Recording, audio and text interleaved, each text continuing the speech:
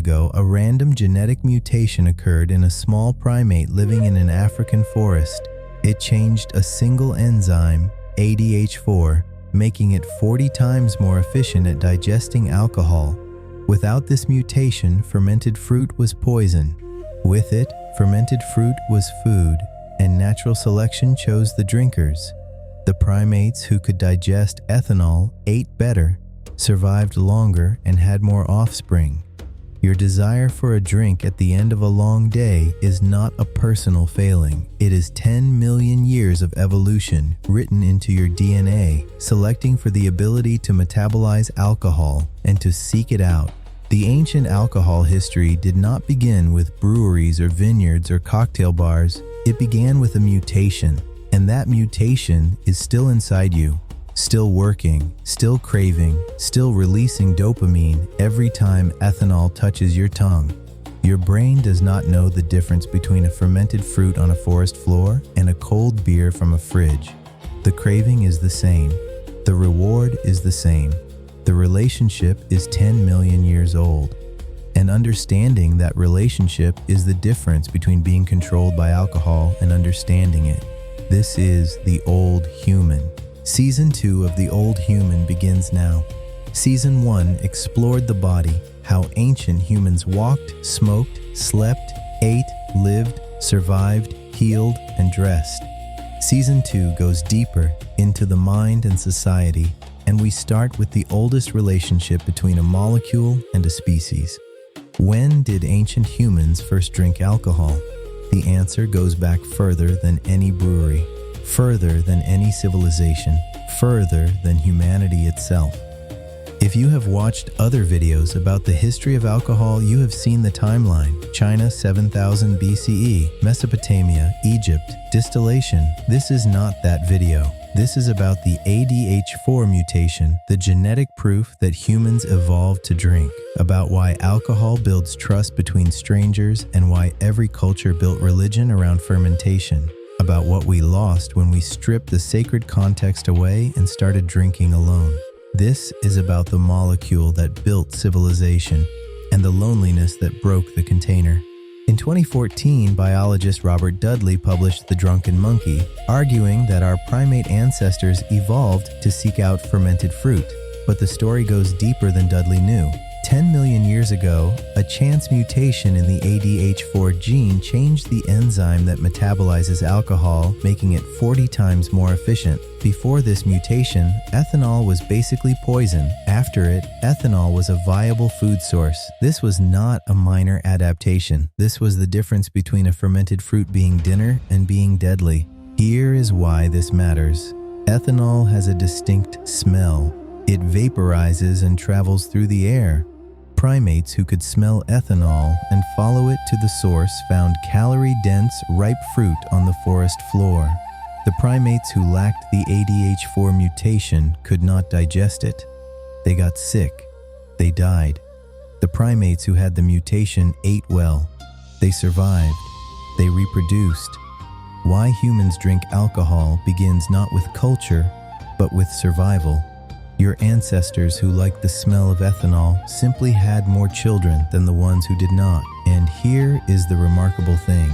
The ADH4 mutation exists in all great apes, chimpanzees, gorillas, orangutans. But humans have the most efficient version.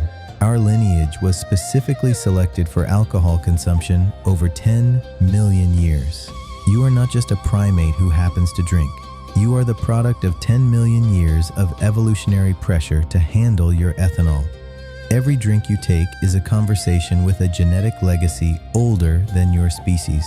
In 2018, archaeologists excavating Raqefet Cave near Haifa, Israel, found something that rewrote the history of alcohol and civilization. Stone mortars carved into the bedrock contained residue of wheat and barley that had been soaked, germinated, and fermented. That is beer.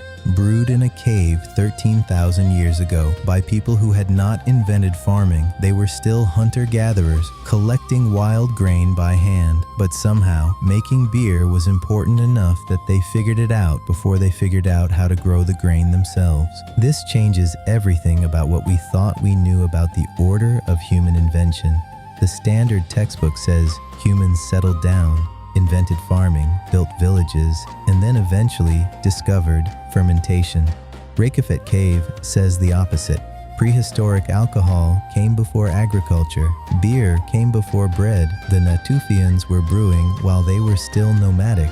And 1,000 years later, hunter-gatherers in Turkey built the massive stone temples of Göbekli Tepe. Alcohol and civilization, the order is backwards. Beer did not come after civilization. Beer may have created the conditions that made civilization possible. Göbekli Tepe, massive stone pillars weighing over 10 tons, carved with animals, arranged in careful circles, built before pottery, before farming, before permanent homes. Archaeologists now believe large-scale feasting with fermented drinks provided the social lubrication and calories needed to organize hundreds of hunter-gatherers to move 10-ton stones. The oldest brewery in human history may not have been a brewery at all. It may have been a temple. And the desire to brew may have driven the invention of agriculture itself. The oldest direct chemical evidence of deliberate alcohol production comes from China, 7,000 BCE. Residue in 9,000-year-old clay pots revealed a fermented mixture of rice, honey, and hawthorn fruit. This was not accidental fermentation. This was a recipe, and it predates writing by 4,000 years. When did humans start drinking? At least 9,000 years ago, and probably much, much earlier. By 4000 BCE, every inhabited continent on Earth had its own fermented drink. China had rice wine, the Caucasus had grape wine, Mesopotamia had barley beer, Mexico had pulque from cactus sap, the Andes had chicha from maize, Africa had sorghum and palm beer, Japan had rice sake, Scandinavia had honey mead. Ancient fermentation was invented independently everywhere humans lived. This was not an idea that spread from one origin point. This was an instinct, universal, inevitable, biologically driven by the ADH4 mutation that had already been selected for over millions of years. In Mesopotamia and Egypt, beer was currency. Workers building the pyramids received beer as part of their daily wages. Clay tablets from ancient Sumer record exact beer rations. The first paychecks in human history were alcoholic. And before modern sanitation, beer was genuinely safer than water. The fermentation process killed pathogens. It contained calories and B vitamins. The history of alcohol is not the history of a vice. It is the history of nutrition, economy, and public health, all in a clay cup. Pause for a moment.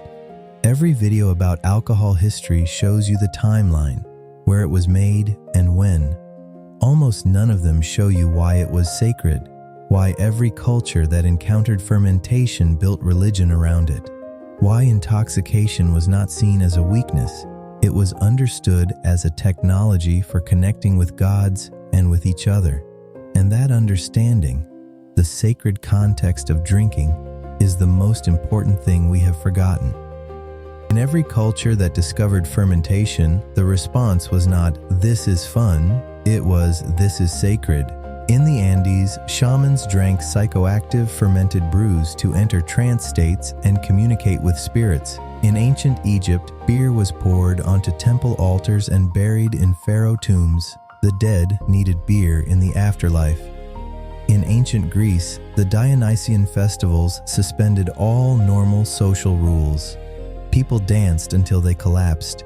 They lost themselves in collective ecstasy. This was not a party, this was religion. Ancient rituals around alcohol were not accessories to drinking. They were the entire point. Ancient humans did not drink to relax after work. They drank to touch the divine. The drinking was sacred, ceremonial, seasonal, communal, and contained by ritual. There was a specific time to drink and a specific time to stop. The festival had a date on the calendar. The ceremony had a purpose. Everyone was included. The ritual was the container, and that container protected everyone inside it. For thousands of years, this system worked. Sacred intoxication was not a contradiction. It was the oldest human technology for accessing altered states, safely, meaningfully, together. The Greeks had Dionysus. The Romans had Bacchus. The Norse had mead as the drink of poetry and wisdom. In Vedic India, soma was a fermented drink so sacred that entire hymns were composed to it in the Rig Veda. Alcohol and civilization were not just connected economically, they were connected spiritually. The drink was the sacrament, losing yourself was the point, and the community was the safety net. When you drank, you were not escaping your life. You were entering a sacred space where the normal rules did not apply, and when the ceremony ended, you returned. Alcohol does not just make you drunk. It manipulates the brain's trust circuitry with surgical precision. It enhances GABA, the neurotransmitter that reduces anxiety. It releases dopamine, the molecule of reward and wanting. It dampens the prefrontal cortex, the part of your brain that worries about what other people think of you, and it activates oxytocin pathways, the same neurochemical that bonds mothers to infants. Alcohol is a synthetic version of the feeling of being safe with your tribe. Ancient human behavior around alcohol was not about getting drunk, it was about building trust. Two strangers meeting for the first time, the tension visible. One offers a drink, both drink. Shoulders drop, they lean in, trust forms. Throughout human history, sharing a drink was the universal signal that you were not a threat. You would not drink with your enemy, you would drink with your ally. The cup was the contract. This is why every diplomatic meeting, every trade negotiation, every marriage arrangement in human history has involved a shared drink. Alcohol is trust technology, and it works because it bypasses the parts of the brain that calculate threat and activates the parts that feel connection. Alcohol made large gatherings possible. Strangers who might otherwise be hostile, different bands, different tribes, different languages, could share a drink and become allies. Fermented drinks were the original diplomacy, the original networking event, the original peace treaty in a cup. And it worked beautifully for thousands of years because the drinking was contextualized by ritual, by community, by meaning. The drink was never just a drink, it was a bridge. Here is what every other video misses. For thousands of years, alcohol had a natural ceiling, about 13%. Wild yeast dies at that concentration. No drink could be stronger than a strong wine. And that ceiling protected humans. You could not drink yourself unconscious quickly. The volume required was too great. Then, in the 9th century, one man in Persia invented a way to break that ceiling forever. And the relationship between humans and alcohol was never the same. Al-Razi, known in the West as Rhazes, was one of the greatest physicians in human history. He wrote over 200 books on medicine, chemistry, and philosophy. And he invented distillation. He heated fermented liquid in a glass vessel, captured the vapor. Alcohol boils at a lower temperature than water, and collected pure ethanol for the first time. He was not trying to make stronger drinks for parties. He was trying to make medicine, alcohol as disinfectant for wounds, as a solvent for extracting medicines from plants, as a tool for healing that would save millions of lives. Distillation changed everything. A single shot of whiskey contains more alcohol than an entire ancient beer. Your ancestors could not consume enough alcohol fast enough to lose consciousness. The volume of liquid was too great, the concentration too low, the pace too slow. In ritual context, you can. The biological limits that protected your ancestors for thousands of years are completely gone, and no one gave you an instruction manual for what replaced them. The same molecule, completely different context. Your ancestors' beer was roughly 1 to 3% alcohol, a nutritious probiotic beverage consumed socially with food in daylight. Your drink is 40% plus, a high-proof psychoactive substance often consumed alone, at night, on an empty stomach. The ethanol molecule did not change between Raqefet Cave and your Friday night, but the concentration, the context, and the container changed completely. And the container, the ritual, the community, the meaning, that was everything. Ancient drinking was contained by ritual. There was a beginning, a middle, and an end. Everyone was included. The ceremony had meaning. The community was the safety net. When the festival ended, You stopped drinking and you went back to your life. Modern drinking has no container. Any night can be a drinking night. Any place can be a drinking place. Any reason or no reason. The sacred context, the ritual that protected drinkers for millennia, has completely collapsed. Modern drinking has stripped the meaning away and left only the molecule, the same ethanol. None of the ceremony, none of the community, none of the sacred purpose. The substance did not change. The container did, and when the container breaks, the contents spill everywhere. This is not a metaphor. This is exactly what happened to human drinking. Your ancestor would not recognize how you drink, not because of the drink itself, because of the loneliness of it, the casualness of it, the complete absence of meaning. They drank to connect with gods, with ancestors, with each other. You drink to escape from stress, from anxiety, from the grinding isolation of modern existence.